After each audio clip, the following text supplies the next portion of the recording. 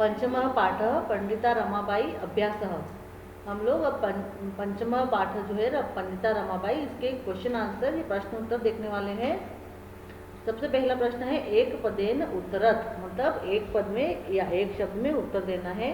पंडिता सरस्वती इति उपाधिभ्याम का विभूषिता, मतलब पंडिता सरस्वती इन उपाधियों से कौन विभूषित हुआ था? तो रमाबाई को ये सारी उपाधियां दी गई थी। यहाँ पर आंसर में लिखेंगे हम लोग रमाबाई। फिर देखिए अगला क्वेश्चन, रमा कुतः संस्कृत शिक्षा प्राप्तवती, रमाबाई ने कहाँ से संस्कृत की शिक्षा प्राप्त करी थी? तो जो समाज ने जो है उनके रमाबाई के पिता को बहुत प्रताड़ित किया था। उसके बाद में उनकी माताजी को भी उनके पिताजी ने ही पढ़ाया और फिर रमाबाई ने उनकी माताजी से संस्कृत की शिक्षा प्राप्त करी। तो रमाबाई ने स्वमातु मतलब खुद की माता, स्वयं की माता से शिक्षा प्राप्त करी थी। तो हम लोग यहाँ पर लिखेंगे स्वमातु। रमाबाई केन सह विवाहम अकरोत, रमाबाई ने किसके साथ विवाह किया था? तो उन्होंने विवाह किया था विपिन बिहारी दास। तो हम लोग यहाँ पर लिखेंगे विपिन बिहारी दासेन सह विवाह करोति। तो हमको केवल एक पद में लिखना है, इसलिए हम लोग लिखेंगे विपिन बिहारी दासेन, है ना, केन की जगह विपिन बिहारी दासेन। यहाँ है कासाम शिक्षायै रमाबाई स्वकीयम जीवनम अर्पितवती, मतलब किसकी शिक्षा के लिए रमाबाई ने स्वयं का जीवन समर्पित कर दिया? तो महिलाओं की शिक्षा के लिए, नारियों की शिक्षा के लिए। तो हम लोग लिखेंगे नारीणाम, नारीणाम। अब देखिए अड़, रमाबाई उच्च शिक्षार्थम कुत्र अगच्छत, है ना, रमाबाई उच्च शिक्षा के लिए कहाँ गई थी? तो वो गई थी इंग्लैंड देशम, है ना, इंग्लैंड गई थी वो, इसलिए यहाँ पर लिखेंगे इंग्लैंड देशम।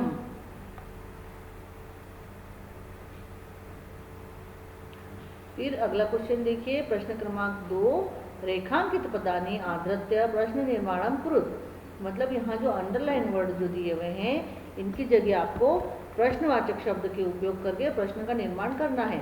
तो हमें जो है ये क ख ग घ जो भी है ये सब उत्तर दिए हुए हैं, आंसर दिए हुए हैं।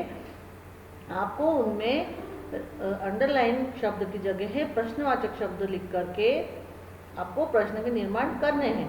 तो यहाँ पर देखिए लिखा हुआ है क रमयाः पिताः, रमयाः पिता समाजस्य प्रतारणाम असहत, मतलब कि रमा के पिता ने समाज की प्रताड़ना सही। तो किसके पिता ने समाज की प्रताड़ना सही, ये ऐसा क्वेश्चन बन जाएगा। तो रमयाः की जगह हो जाएगा कस्याः, केवल आपको रमयाः की जगह लिखना है कस्याः, और बाकी पूरा जो है पिता समाज से प्रतारणाम असहत, ये पूरा आपको क्वेश्चन में से देखकर लिखना है ऊपर से। और यहाँ पर पूर्ण विराम की जगह प्रश्नवाचक चिन्ह का उपयोग करना है। तो एक प्रश्न बन गया कस्याः पिता, ठीक है।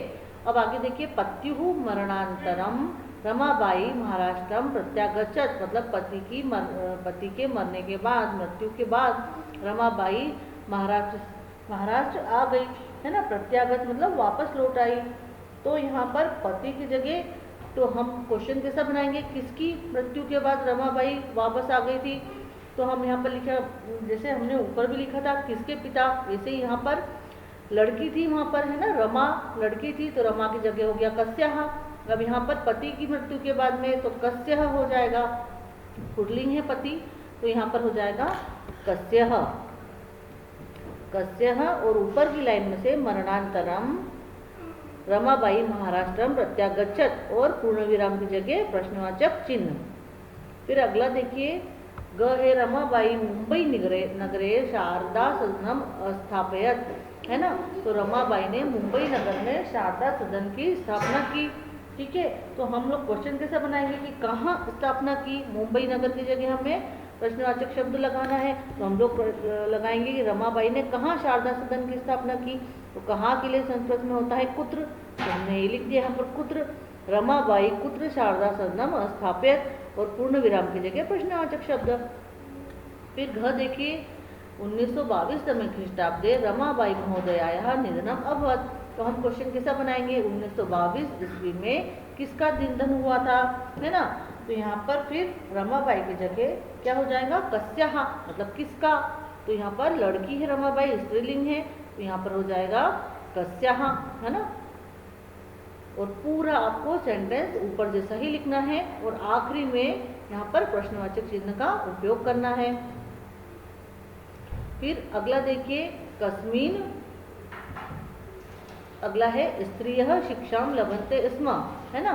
तो स्त्रियं शिक्षां लभन्ते स्म, तो यहाँ पर स्त्रियः की जगह हमें प्रश्नवाचक शब्द का उपयोग करना है।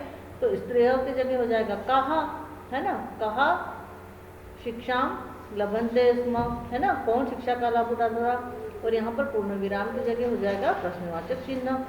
ठीक है, अगला देखिए, प्रश्नानाम उत्तराणि लिखत, प्रश्नों के उत्तर लिखिए। अब यहाँ पर पूर्ण वाक्यों में आपको प्रश्न के उत्तर देने हैं। तो यहाँ पर देखिए, पहला है रमाबाई किमर्थम आंदोलनम प्रारब्धवती। रमाबाई ने किमर्थम मतलब किस लिए आंदोलन प्रारंभ किया। तो आंसर देखिए, रमाबाई, केवल रमाबाई यहाँ ऊपर से लेना है, फिर किमर्थम की जगह हम आंसर लिखेंगे। रमाबाई बालिका नाम स्त्रीणाम च कृते, मतलब बालिका और स्त्रियों के लिए संस्कृत वेद शास्त्रादिकस्य, संस्कृत और वेद शास्त्र आदि की, है ना, च शिक्षायै, और आंदोलनम प्रारब्धवती, आपको फिर से यहाँ क्वेश्चन में से लेना है आंदोलनम प्रारब्धवती, है ना। तो रमाबाई ने बालिकाओं और स्त्रियों की संस्कृत और वेद शास्त्र आदि की शिक्षा के लिए आंदोलन प्रारंभ किया। अब देखिए, यहाँ पर किमर्थम की जगह हमें बालिका नाम स्त्रीणाम च कृते संस्कृतस्य वेद शास्त्रादिकस्य च शिक्षायै, इतना आपको आंसर लिखना है। और रमाबाई और आंदोलनम प्रारब्धवती आपको ऊपर से ही लेना है। ठीक है, फिर आगे देखिए, निसहायाः स्त्रियः आश्रमे किम किम लभन्ते स्म, है ना। निसहाय स्त्रियों को आश्रम में क्या क्या सुविधाएं थी, क्या क्या लाभ थे उनको, क्या क्या उन्हें मिलता था। तो निसहाय स्त्रियः आश्रमे, ये आपको क्वेश्चन में से मिल जाएगा। उसके बाद में आपको किम किम लभन्ते स्म की जगह आपको लिखना है मुद्रण टंकण काष्ठ कलादीनाम च प्रशिक्षणम लभन्ते स्म। लभन्ते स्म फिर से आपको क्वेश्चन में मिल गया, ये देखिए यहाँ पर है लभन्ते स्म, है ना। तो उनको वहाँ पर क्या क्या मिलता था, वहाँ पर आपको वहाँ निसहाय स्त्रियों को आश्रम में मुद्रण मतलब छापना, है ना, टंकण मतलब टाइप, और काष्ठ कलादीना मतलब लकड़ी की कलाकारी आदि का प्रशिक्षण मिलता था। ठीक है, अब देखिए अगला, ग कस्मिन विषये रमाबाई महोदयायाः योगदानम अस्ति। कस्मिन विषय मतलब किस विषय में रमाबाई महोदया का योगदान है। तो यहाँ पर कस्मिन विषय, कस्मिन की जगह यहाँ पर हो जाएगा लेखन क्षेत्र, है ना, लेखन क्षेत्र विषय, तो पूरा आंसर होगा लेखन क्षेत्र। और फिर विषय रमाबाई महोदयाः योगदानम अस्ति, ये पूरा आपको ऊपर से लेना है ना। कस्मिन की जगह केवल लेखन क्षेत्र आपको याद करना है। फिर है केन रचनाद्वयेन रमाबाई प्रशंसिता वर्तते, मतलब किसकी रचना में रमाबाई की प्रशंसा हुई। ठीक है, तो यहाँ पर उनकी जो दो मतलब उनकी जो रचना है जिसमें उनकी प्रशंसिता वर्तते, मतलब जिसमें उनकी प्रशंसा हुई थी, है ना, वो कि स्त्री धर्म नीति और हाई कास्ट हिंदू विमन, ये इनकी प्रसिद्ध दो रचनाएं थी जो कि बहुत फेमस हुई थी। स्त्री धर्म नीति और हाई कास्ट हिंदू विमेन, इनकी दो रचनाएं थी। तो यहाँ पर केन रचना द्वयेन, तो यहाँ पर केवल केन की जगह आपको केन हटाकर ये पूरा लिखना है। स्त्री धर्म नीति ये एक है और दूसरा है हाई कास्ट हिंदू विमेन, ये दूसरा है ना। इति मतलब आदि इत्यादि। फिर रचना द्वयन रमाबाई प्रशंसिता वर्तते, ये आपको पूरा ऊपर के क्वेश्चन में से लेना है ना। ये जो दो नाम है स्त्री धर्मनीति और हाई कास्ट हिंदू विमेन, ये दो नाम आपको याद करना है। मतलब स्त्री धर्मनीति और हाई कास्ट हिंदू विमेन, ये उनकी दो प्रसिद्ध रचनाएं थी, इसके लिए बहुत उनकी प्रशंसा हुई थी। अगला क्वेश्चन देखिए, यहाँ पर है कि अधोलिखिता नाम मतलब नीचे लिखे हुए पदानाम पदों के निर्देशानुसारम पद परिचय लिखत, निर्देश दिए अनुसार उनके पद परिचय आपको लिखना है। तो यहाँ देखिए पहला वेदानाम, वेदानाम में वेद मूल शब्द क्या है, वेद है, और ये पुल्लिंग है तो यहाँ लिंग के नीचे पुल्लिंग लिखा है। विभक्ति वेदानाम षष्ठी बहुवचन होगा। आप मेरे विभक्ति वाले वीडियो जाकर के आकर आप देखेंगे पुल्लिंग, नपुंसकलिंग और स्त्रीलिंग के, तो विभक्ति के वीडियो में आप देखेंगे तो आपको आसानी से समझ में आएगा कि वेदानाम जो है षष्ठी का बहुवचन शब्द है। तो यहाँ पर हमने विभक्ति लिखी षष्ठी और वचन लिखा बहुवचन। फिर देखिए पिता, सबसे पहले मैं आपको केवल मूल शब्द बता देती हूँ। पिता का पितृ होता है, शिक्षायै का शिक्षा, कन्या का कन्या, नारीणाम का नारी, मनोरमया का मनोरमा। फिर देखिए पिता जो है पुल्लिंग है तो हमने यहाँ पर ये देखिए पुल्लिंग लिख दिया है। फिर शिक्षा, कन्या, नारी, मनोरमा ये सारे ही स्त्रीलिंग है, तो ये देखिए हमने यहाँ पर चारों के आगे स्त्रीलिंग लिख दिया है। फिर देखिए यहाँ पर पिता है ना, तो पिता क्या है, प्रथमा का एक वचन है, तो यहाँ पर पिता की विभक्ति अगर आप पढ़ेंगे तो उसमें प्रथमा एक वचन है पिता, तो ये लिख दिया है। फिर शिक्षा यही है ना, स्त्रीलिंग का जैसे आप बालिका की भी विभक्ति देखते हैं तो वहाँ पर बालिका यही चतुर्थी एक वचन होता है, तो यहाँ पर चतुर्थी एक वचन आ गया है। फिर कन्या, जो विभक्तियाँ होती है जैसे ये स्त्रीलिंग की विभक्ति है ना, स्त्रीलिंग है तो बालिका की विभक्ति जो होगी उससे मिलती जुलती ही ये विभक्तियाँ होगी। तो आप उन्हें देखकर भी अंदाजा, अगर आपको शिक्षा की विभक्ति याद नहीं है, कन्या की नहीं याद है, तो आप बालिका की विभक्ति देखकर भी अंदाज लगा सकते हैं। आपको बालक, बालिका, फल, ये कुछ जो विभक्तियाँ होती है वो याद बहुत ज़रूरी करना होता है आपको, ताकि बाकी की विभक्तियों से आप मिलता जुलता अंदाज लगा के कर सकें। बाकी आप जितने भी विभक्ति देखेंगे आप एक दूसरे से उन्हें कंपेयर करेंगे तो बहुत आसानी से आपको समझ में आ जाएगी। तो यहाँ देखिए बालिका यही, वैसे यहाँ पर शिक्षा यही चतुर्थी एक वचन, फिर कन्या तो प्रथमा बहुवचन है ना। फिर नारीणाम, जब भी किसी के पीछे नाम लगता है तो ये देखिए यहाँ पर नारीणाम, यहाँ पर देखिए वेदानाम है ना, तो ये षष्ठी बहुवचन ही होता है। ठीक है, यहाँ पर भी देखिए ये षष्ठी बहुवचन, यहाँ पर भी ये देखिए षष्ठी बहुवचन है ना। फिर देखिए मनोरमया, तो मनोरमा स्त्रीलिंग और तृतीया एक वचन हो जाएगा। ठीक है, उसके बाद में देखिए अगला क्वेश्चन, अधोलिखितानाम धातूनाम लकारम पुरुषम वचन च लिखत, मतलब नीचे लिखे हुए धातुओं के लकार, पुरुष, वचन सारे लिखने हैं।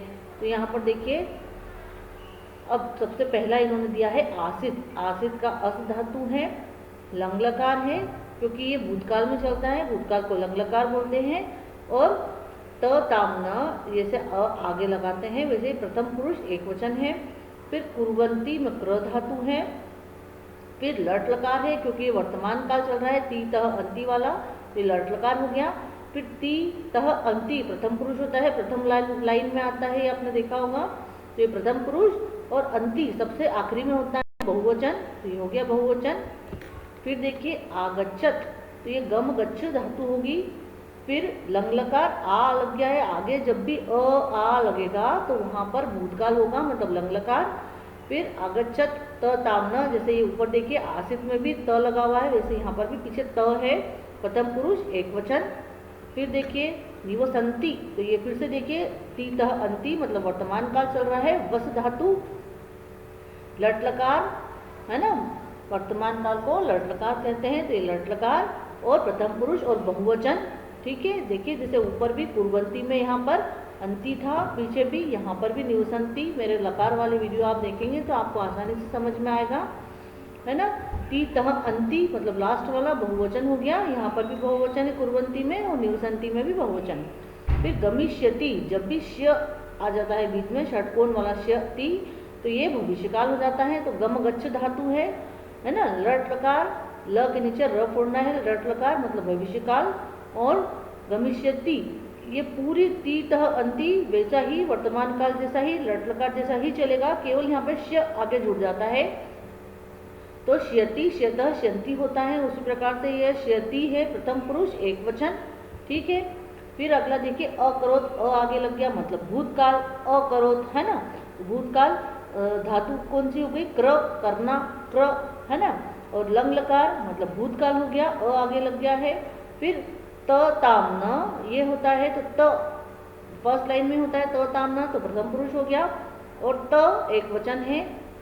आप जरूर मेरे लकार वाले वीडियो देखिए ताकि आपको आसानी से ये समझ में आ जाए, तो आपको याद करने की जरूरत नहीं पड़ेगी। फिर देखिए जो अगला क्वेश्चन है, इसमें है अधोलिखितानि वाक्यानि घटना क्रमानुसार लिखत, मतलब कि जो घटना का क्रम है उसके अनुसार आपको इनको जमाना है। अभी ये उल्टे पुल्टे दिए हुए हैं। तो देखिए पहला जो लाइन दी हुई है, क रमाबाई महोदयायाः विपिन बिहारी दासेन सह विवाह अभवत्, मतलब रमाबाई महोदया का विपिन बिहारी दास के साथ विवाह हुआ, है ना। फिर है 1858 तमे ख्रीष्टाब्दे रमाबाई जन्म अलभत, मतलब 1858 ईस्वी में रमाबाई का जन्म हुआ या उन्होंने जन्म लिया। सा उच्च शिक्षार्थम इंग्लैंड देशम गतवती, वह उच्च शिक्षा के लिए इंग्लैंड देश गई। 1922 तमे ख्रीष्टाब्दे रमाबाई महोदयायाः निधनम् अभवत्, मतलब कि 1922 ईस्वी में रमाबाई महोदया का निधन हो गया। फिर है सा मुंबई नगरे शारदा सदनम अस्थापयन, उन्होंने मुंबई नगर में शारदा सदन की स्थापना की। फिर है सा स्वमातुः संस्कृत शिक्षा प्राप्त होती, उन्होंने अपनी माताजी से संस्कृत शिक्षा प्राप्त करी। तो इसका जो है क्रम क्या होगा, सबसे पहला क्या होगा कि उन्होंने जन्म लिया, तो सबसे पहला वाला ये हो जाएगा कि 1858 तमे ख्रीष्टाब्दे रमाबाई जन्म अलभत। फिर क्या हुआ था, उन्होंने अपनी माँ से शिक्षा प्राप्त करी, तो ये वाला सेंटेंस आएगा सेकंड नंबर पे, सा स्वमातुः संस्कृत शिक्षा प्राप्त होती। फिर क्या हुआ था, उन्होंने उनका विवाह हुआ, ये यहाँ पर आएगा थर्ड वाला कि रमाबाई महोदया विपिन बिहारी दासेन सह विवाह अभवत्।